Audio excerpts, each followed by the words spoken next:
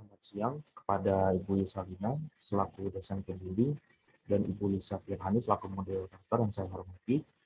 Perkenalkan, nama saya Geraldi Sambal Ivan dengan NIM J3J 118186 akan mempresentasikan hasil kegiatan praktik kerja lapangan saya yang berjudul perluasan pemasaran sayur hidroponik dan produk olahan kebun Bilabong melalui aplikasi Shopee. Yang pertama adalah latar belakang. Yang pertama, hidroponik merupakan sistem pertanian masa depan. Karena hidroponik tidak membutuhkan tanah sebagai media tanam. Selain itu, hidroponik dapat diusahakan di mana saja, baik di kota, pedesaan, lahan yang luas maupun lahan yang sempit. Selanjutnya ada perkembangan teknologi dan informasi. Perkembangan teknologi dan informasi saat ini sangat membantu manusia dalam melakukan aktivitasnya, contohnya di kegiatan bisnis. Dari segi penjual, penjual dapat memasarkan produknya dengan mudah dan dapat menjangkau area yang luas. Sedangkan dari segi konsumen, perkembangan teknologi dan informasi dapat dimanfaatkan sebagai sarana untuk mencari info mengenai produk yang ingin mereka beli. Selanjutnya adalah pemasaran masih terbatas. Kebun Bilabong belum memaksimalkan media sosial yang dimilikinya dalam melakukan pemasaran, sehingga ruang lingkup pasar yang dimiliki Kebun Bilabong masih kecil. Selanjutnya ada tujuan. Yang pertama adalah mengembangkan ide pengembangan titik bisnis berdasarkan analisis lingkungan internal dan eksternal pada Kebun Bilabong. Selanjutnya adalah membuat toko online di aplikasi Shopee untuk memasarkan sayur hidroponik dan produk olahan kebun Bilabong terkait dengan perluasan pemasaran. Berikutnya ada keadaan perusahaan. Yang pertama, sejarah perusahaan. Pada tahun 2018, perusahaan mendirikan lahan hidroponik karena mendapatkan tawaran kerjasama dengan Seruafa Farm. Kemudian di tahun 2019, perusahaan memutuskan untuk berhenti bekerja sama dengan Seruafa Farm dan melanjutkan usaha secara mandiri. Berikutnya di tahun yang sama, tepatnya pada bulan Maret 2019, perusahaan bergabung dengan Koperasi Tani Hidroponik Sejahtera atau yang disebut Kota Hira hingga sekarang. Berikutnya ada struktur organisasi Kebun Bilabong. Kebun Bilabong dipimpin oleh Bapak Isma Mahayatika selaku CEO Kebun Bilabong, yang secara langsung membawahi manajer hidroponik dan manajer keuangan, sekretaris, serta restoran. Berikutnya ada keragaman perusahaan, yaitu sumber daya perusahaan. Yang pertama ada sumber daya fisik. Kebun Bilabong memiliki lahan seluas 4.000 meter persegi dengan 2.000 meter persegi digunakan sebagai pendirian lahan kebun hidroponik, bangunan gudang, musola, dapur, toilet, kantor, dan saung untuk restoran. Kemudian ada sumber daya manusia.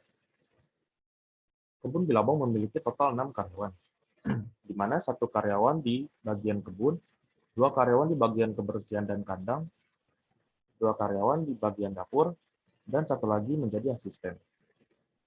Lalu berikutnya ada sumber daya keuangan.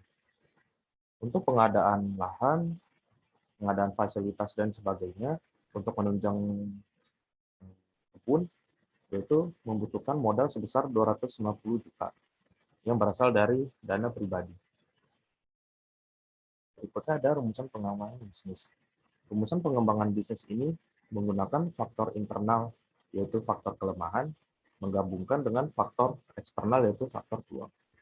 Untuk faktor kelemahan yang pertama yaitu pemasaran produk masih konvensional. Faktor kelemahan yang kedua, produk belum dikenal luas oleh masyarakat.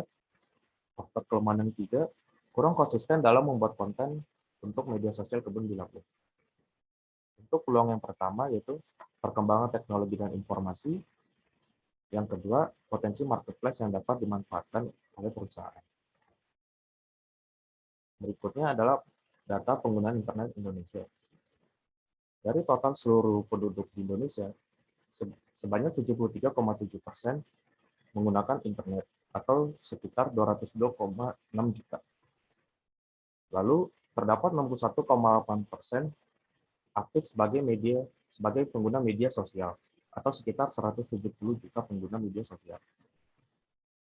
Hal ini dapat dimanfaatkan oleh perusahaan untuk memasarkan sayur hidroponik dan produk olahannya. Berikutnya ada aktivitas penggunaan marketplace di Indonesia. Sumber dari Global Web Index 2021. Yang pertama adalah 93% pengguna melakukan pencarian produk dan jasa secara online di semua perangkat. Perangkat yang dimaksud ini adalah smartphone, tablet, laptop, komputer, dan sebagainya. Berikutnya, 87,3% pengguna mengunjungi toko secara online di semua perangkat. Berikutnya, 78,2% menggunakan aplikasi belanja online di smartphone maupun di tablet. Lalu, 87,1% membeli produk secara online di semua perangkat. Lalu, 79,1% melakukan pembayaran secara online dengan smartphone. Lalu berikutnya ada perencanaan produk. Dari foto yang terlihat, ini adalah contoh konten yang telah dibuat dan telah diposting di Instagram Kebun Bilabong. Berikutnya adalah tampilan dari Shopee Kebun Bilabong yang telah dibuat.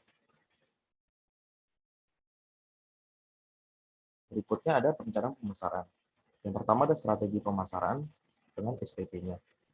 Itu yang pertama adalah segmentation, yaitu orang dewasa, keluarga, dan ibu-ibu PKK. Yang kedua adalah targeting, yaitu pengguna marketplace di Jabodetabek dan orang yang mempunyai gaya hidup sehat. Yang ketiga, positioning. Menempatkan produknya di benak konsumen sebagai produk yang dapat menunjang kebutuhan sehari-hari yang mudah dibeli. Berikutnya ada bauran pemasaran. Yang pertama adalah produk. Yang pertama, konten berupa video pendek untuk Instagram.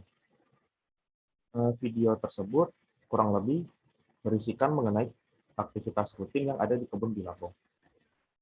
Berikutnya adalah konten postingan foto produk di Shopee. Postingan foto produk yang telah diposting yaitu sayuran hidroponik dan jus olahan. Berikutnya ada price. Yang pertama, biaya pasang konten itu sebesar Rp0 alias gratis, baik di Shopee maupun di Instagram. Berikutnya adalah harga produk sayur hidroponik, yaitu berkisar dari Rp5.000 sampai Rp15.000 per paknya. Untuk ukuran paknya sendiri dimulai dari 50 gram sampai 250 gram. Dan produk olahan yang ditawarkan sendiri yaitu jus dengan teknik cold press yang memiliki dua varian ukuran. Yang pertama, ukuran 250 ml dengan harga Rp24.000 dan ukuran 500 ml sebesar Rp50.000. Lalu untuk place, konten diunggah pada akun Shopee Kebun Bilabong. Yang kedua, tempat yang digunakan untuk pengembangan bisnis yaitu di Kebun Bilabong itu sendiri yang beralamatkan di Villa Bilabong, Blok G3, nomor 25, Kecamatan Bojonggede, Bogor, Jawa Barat.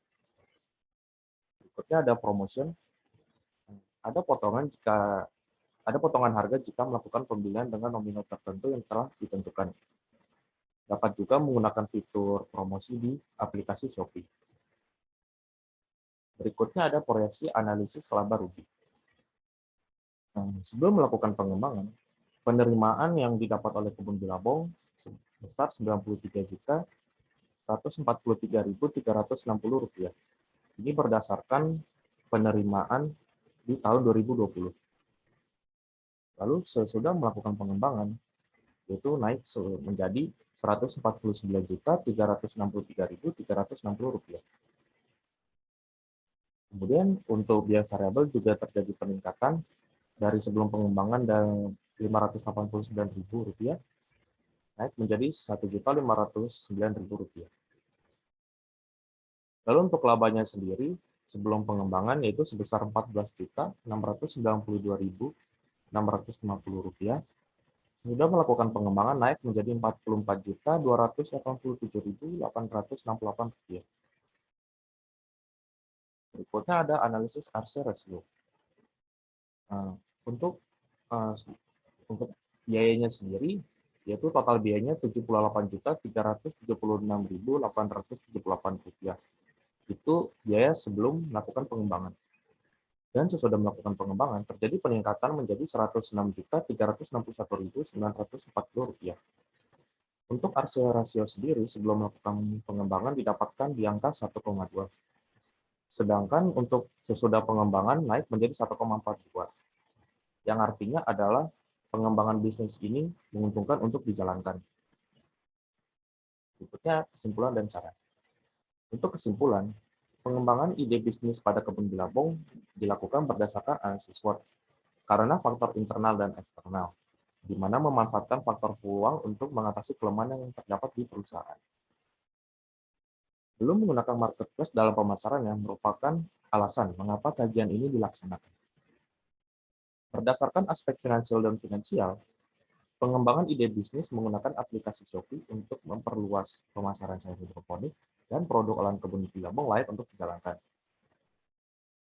Analisis laba rugi, terjadi peningkatan laba sebesar Rp56.220.000 dan RC rasio sebesar 1,42 yang memiliki arti bisnis tersebut menguntungkan. Untuk sarannya, pengembangan bisnis dengan memanfaatkan aplikasi Shopee membutuhkan sumber daya manusia yang bertugas untuk mengelolanya, sehingga diperlukan keterampilan yang memadai untuk mengelola aplikasi tersebut.